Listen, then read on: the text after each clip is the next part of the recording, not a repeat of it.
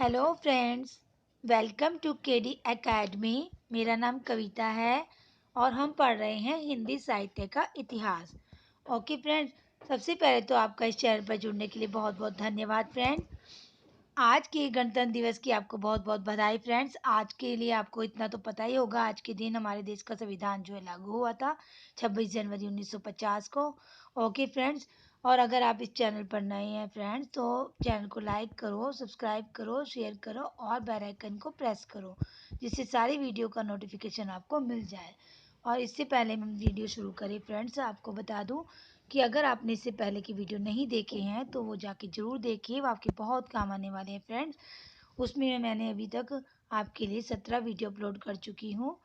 इसके भक्ति काल के और 9 वीडियो आदिकाल के अपलोड हो चुके हैं फ्रेंड्स। अगर आपने वो नहीं देखे हैं तो जाके ज़रूर देखिए। ओके, चलिए स्टार्ट करते हैं। मीराबाई ये मेड़तिया के राठौर रतन सिंह की पुत्री, राव दूधाजी की पौत्री और जोधपुर के बसाने वाले प्रसिद्ध राव जोधाजी की प्रपौत्री थी। इनका जन्म संवत 1573 में चौकड़ी नाम के एक गांव में हुआ था।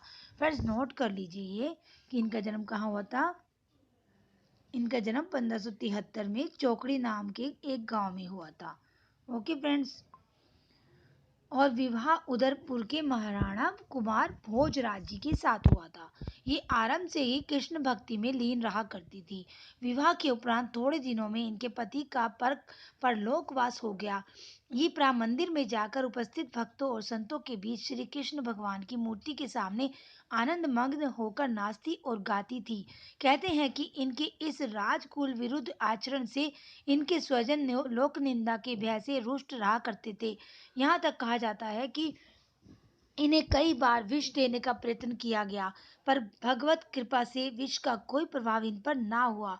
घर वालों के व्यवहार से खिन्न होकर ये द्वारका और वृंदावन के मंदिरों में घूम घूम कर भजन सुनाया करती थी। जहाँ जाती वहाँ इनका देवियों का आसा सम्मान होता।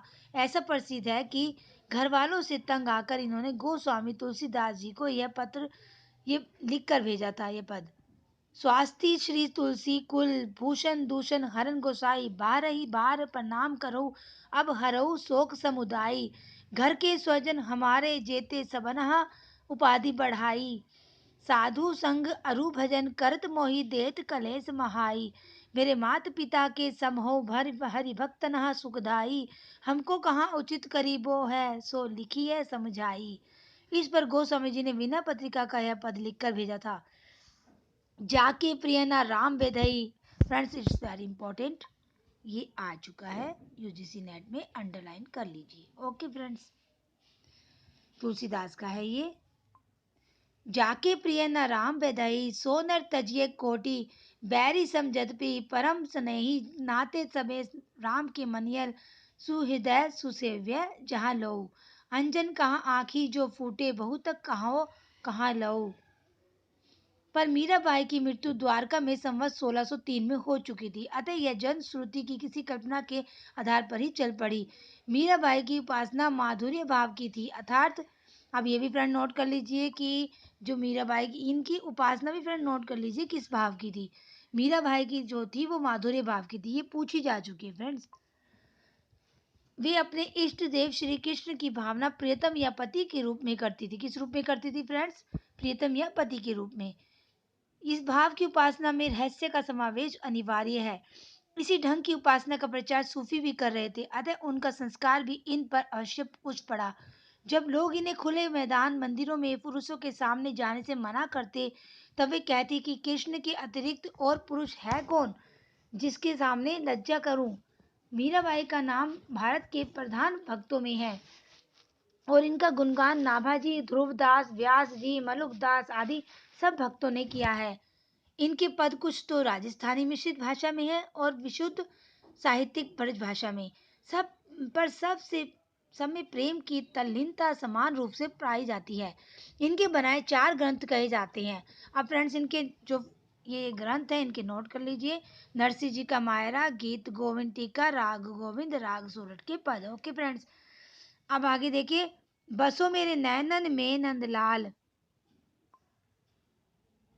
मैं मिटा देती हूँ फ्रेंड्स ताकि आपको दिख जाए। ओके, बसो मेरे नैनन में नंदलाल मोहनी मूर्ति सावरी सूरती नैना बने रसाल, मोर मुकुट मकराकृत कुंडल अरुण तिलक दिए भाल, अधर सुधारस मुरली राजती और बैजंती माल, क्षुद्र घंटिका कटी तट शोभित नुपुर शब्द रसाल, मीरा प्रभु संतन सुखदाई भक्त वचन गोपाल, मनरो परसी हरि के चरण सुभग शीतल कमल कोमल त्रिविध ज्वाला हरण, जो चरण प्रहलाद पर से इंद्र पदवी भरण धरन, जिन चरण ध्रुव अटल किन्हो राखी अपनी शरण, जिन चरण ब्रह्मांड भेटियो नक्सिको श्री भरन, जिन चरण प्रभु परस लीन्हे तरि गौतम घरनी, जिन चरण धारियो गोवर्धन गर्भ मधवा हरन, दासी मीरा लाल गिरधर अगम तारंत तनन।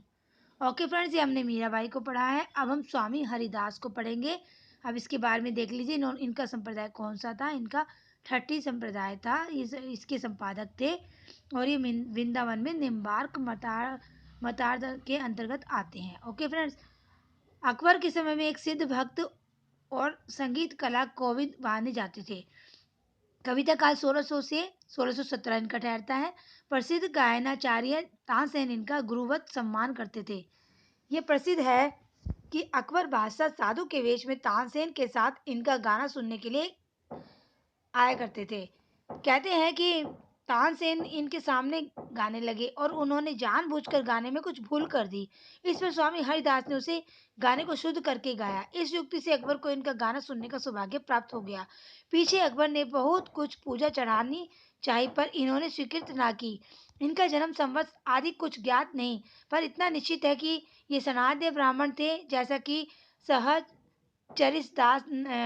सहचरिस नरदास जी, सॉरी फ्रेंड्स प्रोनाउंसिएशन में थोड़ी मिस्टेक हो गई थी, सहचरिस नरदास जी ने, जो इनकी शिष्य परंपरा में थे। लिखा है वृंदावन से उठकर स्वामी हरिदास जी कुछ दिन निधुवन में रहे थे।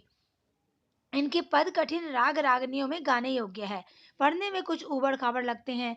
पद विन्यास भी और कवियों के समान सर्वत्र मधुर और कोमल नहीं है, पर भाव उत्कृष्ट है। इनके पदों के 3-4 संग्रह हरिदास जी के ग्रंथ स्वामी हरिदास जी के पद, हरिदास जी की बानी आदि नामों से मिलते हैं। एक पद यह देखिए इनका, जो ही तुम राखत हो, त्यों ही रही यत हो, हे हरि, और अपरिचित पाए धरो, सुतो कहो कौन के पैड भरी, यद्यपि हो अपनो भायो कियो चाहो, कैसे करी सको जो तुम राखो पकरी, कहे हरिदास पिंजरा के जनावर, लो तरफराए लहो उड़ी बेकी की तो उग करी। फ्रेंड्स, अब 14वें कवि हैं ये सूरदास मदन मोहन। ये अकबर के समय में संडीले के अमीन थे। कौन थे? अकबर के समय में संडीले के अमीन थे। ब्राह्मण और गौंडिया संप्रदाय के वैष्णव थे। ये जो कुछ पास में आता प्रात सब की सेवा में लगा दिया करते थे। कहते हैं कि एक बार संडीले तहसील की माल गुजारी के कई लाख रुपए सरकारी खजाने में आए थे। इन्होंने सबका सब साधु को खिला पिला दिया और शाही खजाने में कंकड़ पत्थरों से बड़े संदूक भेज दिए, जिनके भीतर कागज के चिट यह लिख कर रख दिए। अब ये भी फ्रेंड पूछा जा सकता है कि किसने संदूक में कंकड़ पत्थर भेजे थे, तो ये भी आप फ्रेंड नोट कर लो। संदूक, इनकी जो कहानियां मैं बता रही हूँ आप इनको ध्यान से सुनिए और नोट भी करते जाइए किसकी क्या कहानी है, ताकि आप बता सके फ्रेंड। 13 लाख संडीले आए सब साधुन मिली गटके, सूरदास मदन मोहन आधी रात ही सटके, और आधी रात को उठकर कहीं भाग गए। बादशाह ने इनका अपराध क्षमा करके इन्हें वीर बुलाया, पर ये विरक्त होकर वृंदावन में रहने लगे। इनकी कविता इतनी सरस होती थी कि इनके बनाए बहुत से पद सुर सागर में मिल गए। इनकी कोई पुस्तक प्रसिद्ध नहीं, यह कुछ फुटकल पद लोगों के पास मिलते हैं। इनका रचना काल संवत 1590 और 1600 के बीच अनुमान किया जाता है। इनके 2 पद नीचे दिए जाते हैं। सूरदास फ्रेंड अलग है, सूरदास मदन मोहन अलग है, कभी आप इनको एक ही समझ लो। ओके फ्रेंड, ये एक नहीं है।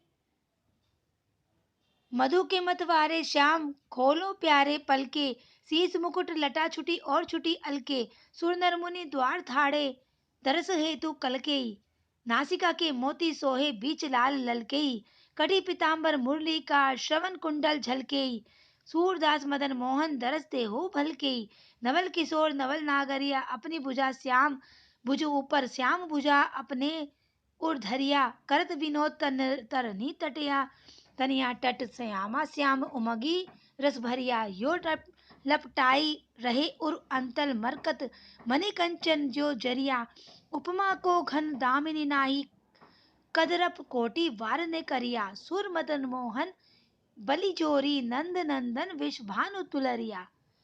ओके फ्रेंड्स, अब 15वें कवि हैं श्री भट्ट। अब इनके नाम नोट करते जाइए एक पेज पे कि कौन कौन से कवि कृष्ण जो भक्ति शाखा में आए हैं। समझ गए फ्रेंड, ये पूछे जा सकते हैं कि निम्बार्क संप्रदाय के प्रसिद्ध विद्वान केशव काश्मीरी के प्रधान शिष्य थे। इनका जन्म संवत 1595 में अनुमान किया जाता है, अतः इनका कविता काल संवत 1625 या उसकी कुछ आगे तक माना जा सकता है। इनकी कविता सीधी सादी और चलती भाषा में है, पद भी प्राय छोटे छोटे हैं। इनकी कृति भी अधिक विस्तृत नहीं है, पर युगल शतक, ओके फ्रेंड्स, युगल शतक किसका है? श्री भट्ट का ही पूछा जा चुका है। इसमें कितने पद है? इसमें फ्रेंड्स 100 पदों का एक ग्रंथ कृष्ण भक्तों में बहुत आदर की दृष्टि से देखा जाता है। ओके फ्रेंड्स, युगल शतक के अतिरिक्त इनकी एक छोटी सी पुस्तक आदि बानी भी मिलती है। कौन सी पुस्तक फ्रेंड? आदि बानी, छोटी सी पुस्तक है। ओके फ्रेंड्स, ऐसा प्रसिद्ध है कि जब ये तन्मय होकर अपने पद गाने लगते थे तब कभी कभी उस पद के ध्यान रूप इन्हें भगवान की झलक प्रत्यक्ष मिल जाती थी। एक बार वे यह मलार गा रहे थे, भीजत कब देखो इन नैना श्यामाजू की सुरग चुंदरी मोहन को उपरैना। कहते हैं कि राधा कृष्ण इसी रूप में इन्हें दिखाई पड़ गए और इन्होंने पद इस प्रकार पूरा किया। श्यामा श्याम कुंजतर ठाड़े जतन किया कछु मैना श्री भट्ट उमड़ी घटा चहु दिसी से घिरी आई जल सेना। इनके युगल शतक के 2 पद उद्धृत है, देख लीजिए। ब्रजभूमि मोहिनी मैं जानी मोहन कुंज मोहन वृंदावन मोहन जमुना पानी मोहन नारी सकल गोकुल की बोलती अमृत बानी श्री भट्ट के प्रभु मोहन नागर मोहिनी राधा रानी। बसो मेरे नैनन में दो चंद। फ्रेंड्स, ये देख लीजिए, इसमें थोड़ी मिस्टेक हो जाती है, लोग इसको मीराबाई का समझ लेते हैं। जैसे बसो मेरे नैनन में दो चंद गोर बंदनी विष भानु नंदनी श्याम वरन नंद नंद गोलक रहे रुभाए रूप में निर्खत आनंद कंदी। श्री भट्ट का है फ्रेंड, मीराबाई का नहीं है, ये ध्यान से नोट कर लीजिए। जय श्री भट्ट प्रेम रस बंधन क्यों छूटे दृढ़ बंध। अब व्यास जी कवि हैं फ्रेंड, इनका देख लीजिए। इनका पूरा नाम हरिराम व्यास था और ये ओरछा के रहने वाले सनातन शुक्ल ब्राह्मण थे। ओरछा नरेश मधुकर शाह के ये राजगुरु थे। पहले ये गौड़ संप्रदाय के वैष्णव थे, पीछे हित हरिवंश जी के शिष्य होकर राधा बल्लभ जी हो गए। इनका काल संवत 1620 के आसपास है। पहले ये संस्कृत के शास्त्रार्थी पंडित थे और सदा साक्षात शास्त्रार्थ करने के लिए तैयार रहते थे। एक बार वृंदावन में जाकर गोस्वामी जी हित हरिवंश जी को शास्त्रार्थ के लिए ललकारा। गोसाई जी ने नम्र भाव से यह पद कहा, यह जो एक मन बहुत ठोर कही करी कही कौन सचु पाओ जह तह विपति जार चूवती जो प्रगट पिंगला गायो। यह पद सुनकर व्यास जी चेत गए और हित हरिवंश जी के अनन्य भक्त हो गए। इनकी मृत्यु इन्होंने इस प्रकार बताई है, शोक प्रकट किया है इस पर इन्होंने। हुतो रस रसिकन को आधार बिन हरिवंश ही सरस रीति को कापे चल ही भार। को राधा दुलरावे गावे बचन सुनावे कौन उदार वृंदावन की सहज माधुरी कहिए कौन उदार। पद रचना आप अब कापे है निरज भयो संसार बड़ो अभाव अनन्य सभा को उठी गो ठाठ सिगार। जिन बिन छिन दिन छिन जुग सम बीतत सहज रूप आगार व्यास एक कुल कुमुद चंद बिनु उडगन छूटी थार। जब हित हरिवंश जी से दीक्षा लेकर व्यास जी वृंदावन में ही रह गए तब महाराज मधु शाह इन्हें ओरछा ले जाने के लिए आए, पर ये वृंदावन छोड़कर ना गए और अधीर होकर इन्होंने यह पद कहा, वृंदावन के रुख हमारे माता पिता सुत बंध गुरु गोविंद साधु गतिमति सुख फल फूलन की गंध इन्हीं पीठी तैग अनत डिठी करे सो अधन में अंध व्यास इन्हीं छोड़े और छड़ावे ताको परियो कंध। ओके फ्रेंड्स, ये हमने कौन से कवि पढ़े हैं? व्यास जी। अब इनके और पद देख लीजिए। इनकी रचना परिमाण में भी बहुत विस्तृत है और विषय भेद के विचार से भी अधिकांश कृष्ण भक्तों की अपेक्षा व्यापक है। ये श्री कृष्ण की बाल लीला और श्रृंगार लीला में लीन रहने पर भी बीच बीच में संसार पर दृष्टि डाला करते थे। इन्होंने तुलसीदास जी के समान खलों पखंडियों आदि का भी स्मरण किया और रसकान के अतिरिक्त तत्व निरूपण में भी प्रवृत्त हुए। प्रेम को इन्होंने शरीर व्यवहार से अलग अर्थात मानसिक या आध्यात्मिक वस्तु कहा। ज्ञान, वैराग्य और भक्ति तीनों पर बहुत से पद और सखियां इनकी मिलती है। इन्होंने एक रास पंचाध्याय भी लिखी है। किन्होंने लिखी है फ्रेंड्स रास पंचाध्याय? ये आप मुझे कमेंट्स करके बताएंगे। ओके। जिसे लोगों ने भूल से सुर सागर में मिला लिया है। इनकी रचना के थोड़े से उदाहरण यहाँ दिए जाते हैं। आज कछु कुंजन में बरसासी, बादल दल में देखी सकीरी, चमकती है चपलासी, नानी नानी बूदन कछु, ध्रुवासी पवन बहे सुख राशि, मंद मंद गरजती सी सुनियो तो, नाचती मोर सभासी, इंद्रधनुष बग पगती डोलती, बोलती कोकलासी, इंद्रवधु छवि छाड़ रही मनुगिरी पर अरुण घटासी, उमगी मही रूह स्यो मही फुली, भूली मृगमाला,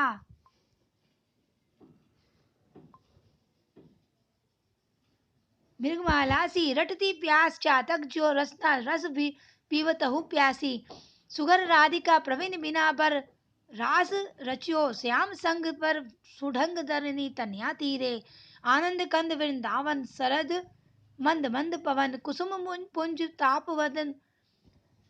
तापद वदन, सॉरी फ्रेंड्स थोड़ी सी मिस्टेक हो गई, मैं फिर से पढ़ देती हूँ। कुसुम पुंज ताप दवन, धुनित कल कुटीरे, रुनित किंकनी सुचारु, नुपुर तिबी तिमि बलय हारू, अंग बर मृदंग ताल तरल रंग भीरे, गावत अति रंग रहो, मोपे नहीं ज्ञात कहो, व्यास रस प्रवाह पयो, निरखी नैन सीरे। अब इनकी साखी है फ्रेंड्स, इस साखी का पद देख लेते हैं। व्यास न कथनी काम की, करनी है एक सार, भक्ति बिना पंडित विषा, जो खर चंदन भार, अपने अपने मत लगे बादी बादी मचावत शोर, जो तो सबको सेई वो एके नंद किशोर, प्रेम अतन या जगत में जाने बिरला कोय, व्यास सतन क्यों परसी है, पची हारियो जग रोए, सती सुरमा संत जन इन समान नहीं, और आगम पंथ में पग धरे, डिगे न पावे ठोर। रसखान को भी पढ़ लेते हैं फ्रेंड, हम देख लेते हैं, ये खत्म कर लेते हैं, या तो आज थोड़ी सी लंबा वीडियो हो जाएगा, कोई बात नहीं, आज हम इसको कृष्ण का शाखा काव्य को जो है हम खत्म कर देते हैं, सिर्फ कृष्ण भक्ति शाखा को। ओके फ्रेंड्स, ताकि हम कल दूसरा शुरू कर सके।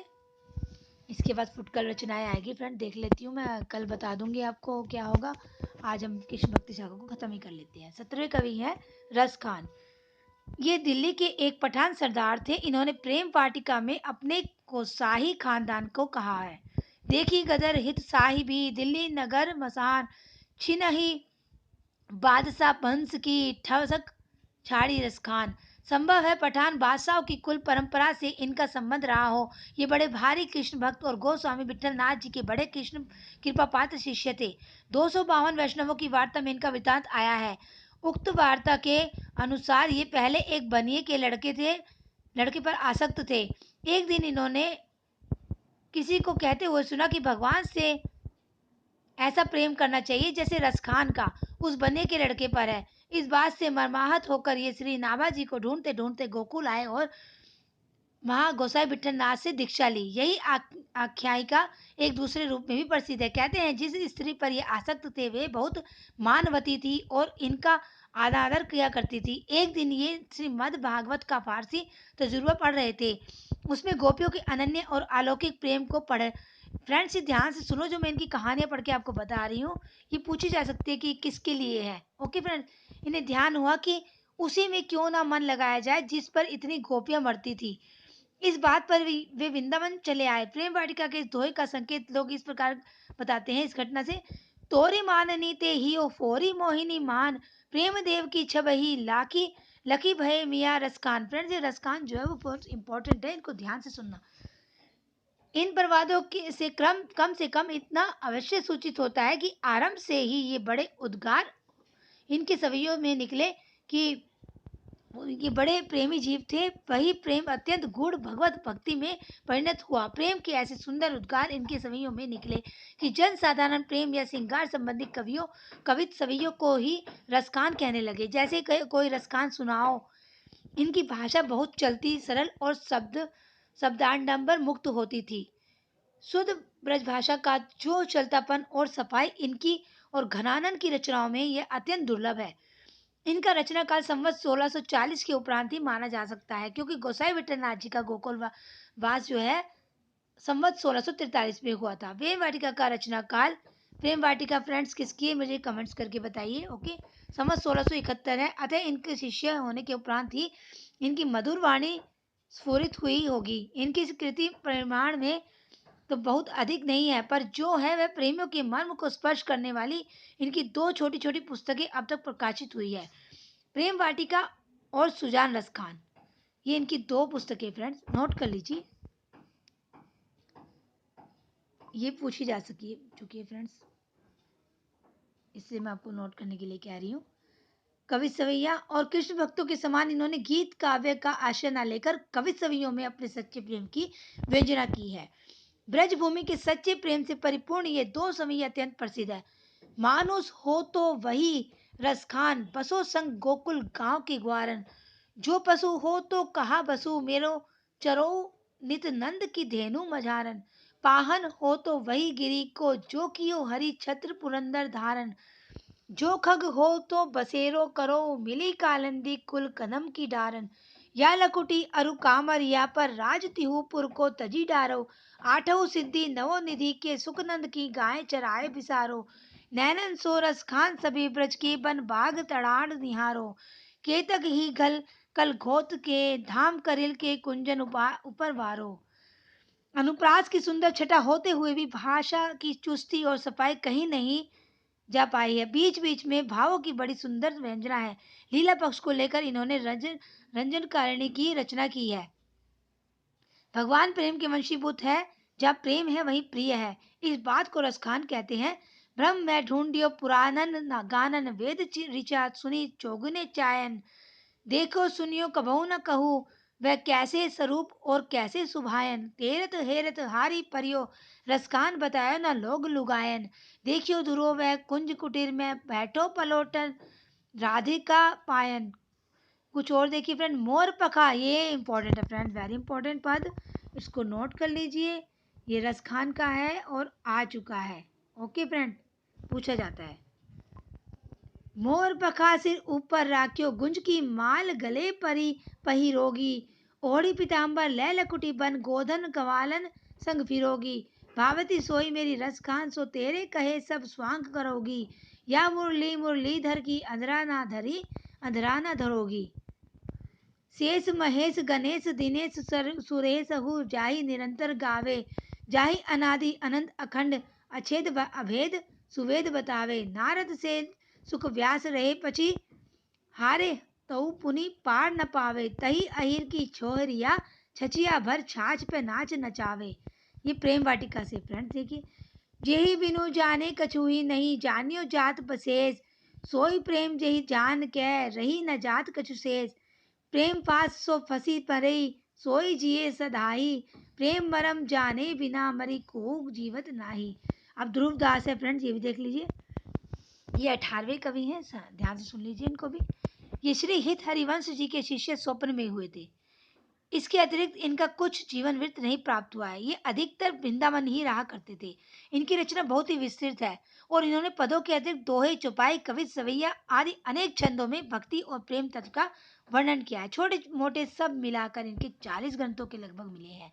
कितने ग्रंथ है फ्रेंड्स? 40 ग्रंथ। आप ये नोट कर लीजिए, मैं अंडरलाइन कर देती हूँ। वृंदावन, ये इनके नाम दिए हुए हैं इन्होंने, आप इनको सबको नोट कर लीजिए। अब सारे मैं पढ़ के बताऊंगी तो टाइम लग जाएगा फ्रेंड्स, मुझे आज ही कंप्लीट करना है, इसलिए मैं अंडरलाइन कर रही हूँ। आप इनको नोट कर लीजिए या स्क्रीनशॉट ले लीजिए। Okay friends, okay. चलिए, नाभाजी की भक्तमाल के अनुकरण पर इन्होंने भक्त नामावली लिखी है।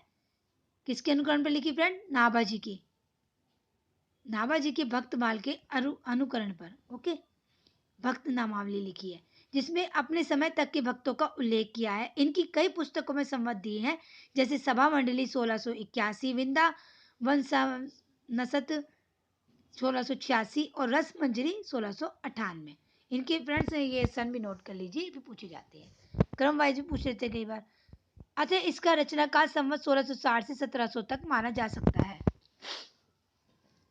इनकी रचना के कुछ नमूने नीचे दिए हैं, ये भी देख लीजिए।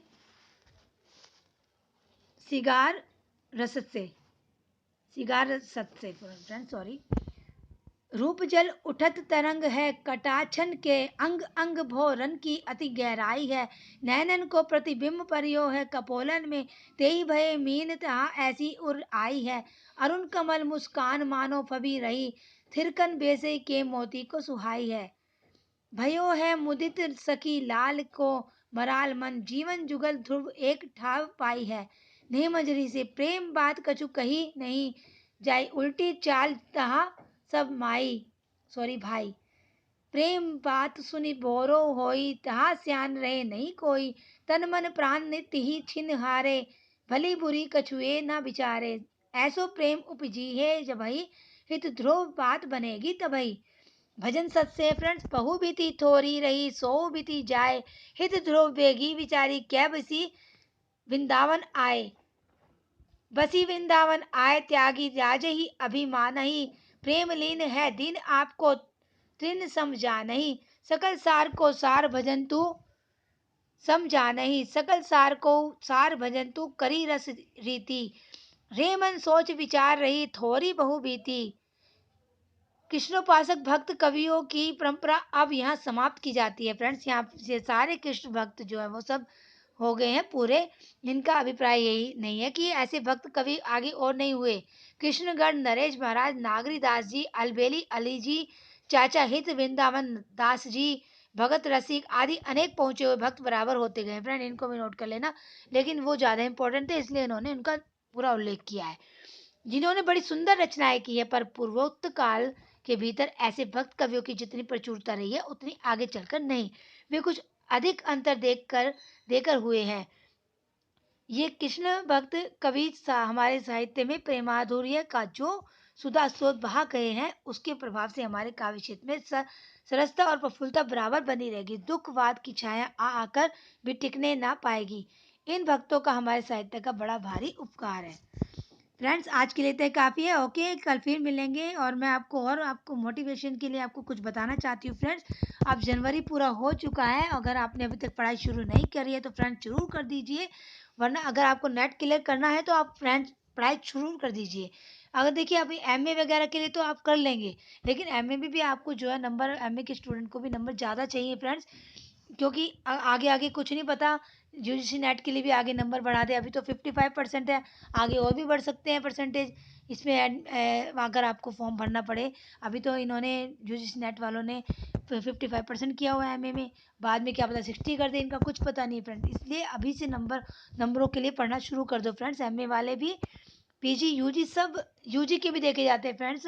इसमें पूरा एकेडमिक स्कोर देखा जाता है। जब आपको असिस्टेंट प्रोफेसर के लिए अगर आपको बनना चाहते हैं तो उसमें एकेडमिक स्कोर देखा जाता है कि आपके कितने मार्क्स हैं, और उसी से आपकी पूरी लिस्ट तैयार होती है। जब भी आपको इंटरव्यू में बुलाया जाता है, और जब इंटरव्यू में आ जाते हैं तो वहाँ पे भी आपको फ्रेंड्स ये देखा जाता है कि आपने कितना कुछ किया हुआ है और कितने आपके नंबर हैं, उसी को पहले लिया जाता है। ओके फ्रेंड्स, मैं आपको इसलिए बता रही हूँ ताकि आप अभी से तैयारी शुरू कर दें, क्योंकि देखो अब 4 दिन, आज 26 तारीख हो गई है जनवरी की, और 4 दिन बचे हैं जनवरी की, और फरवरी में तो 28 दिन होते हैं, और 28 दिन में भी आप देख लीजिए वो ऐसे ही निकल जाएंगे। कोई वैलेंटाइन डे आ रहा है, कभी स्लैब डे आ रहा है, ये सब निकलते रहते हैं फ्रेंड्स। आप ये मत समझिए कि फरवरी ऐसी फर करके उड़ जाती है। फिर मार्च आएगा, वो होली में निकल जाएगा। मार्च में आपको फॉर्म भरने हैं, फॉर्म भरते ही आपको लगेगा कि अब पढ़ाई करनी है, लेकिन आप जोश में, या तो ज़्यादा जोश में होते हैं या बिल्कुल लो हो जाते हैं, और फिर आप पढ़ नहीं पाते हैं फ्रेंड्स। इसलिए मैं आपको बता रही हूँ अभी से स्टार्ट कर दो। आप थोड़ा थोड़ा भी डेली पढ़ेंगे ना फ्रेंड्स, आप टच में रहेंगे और आपको अच्छे से पढ़ाई हो जाएगी। और जो आपको पढ़ा हुआ है वो लास्ट के दिनों में आप जब उसको रिवाइज करेंगे फ्रेंड्स, तो आपको वो और अच्छे से हो जाएगा। ओके फ्रेंड्स, मैं आपके लिए इतना ही कहूँगी कि आप अच्छे से तैयारी करेंगे तो आप ज़रूर क्लियर कर लेंगे नेट फ्रेंड। और ये अभी जैसे ही हमारा ये भक्ति काल खत्म होगा, फिर हम रीति काल डालेंगे, उसके बाद हम आधुनिक काल डालेंगे, उसके बाद हम सिक्वेंस उपन्यास ले लेंगे या कहानी ले लेंगे। वो मैं आपको पूरा करूँगी, डीपली पढ़ाऊँगी फ्रेंड्स आपको पूरा। आप चिंता मत कीजिए, पर आप बने रहिए इस चैनल पर। आपको यहाँ पे सारा मटेरियल मिलेगा, और वो भी फ्री में। ये नहीं कि आपको कहीं व्हाट्सएप ग्रुप में मैं आपको शामिल करूँ और कहूँ कि इतने पैसे दे दो, इतना कोर्स भी मिल जाएगा। मैं आपको फ्री में दूंगी सारा कोर्स फ्रेंड्स। मैं चाहती हूँ कि सारे बच्चे जो नहीं पैसे दे सकते हैं वो भी इसका फ़ायदा उठा सके।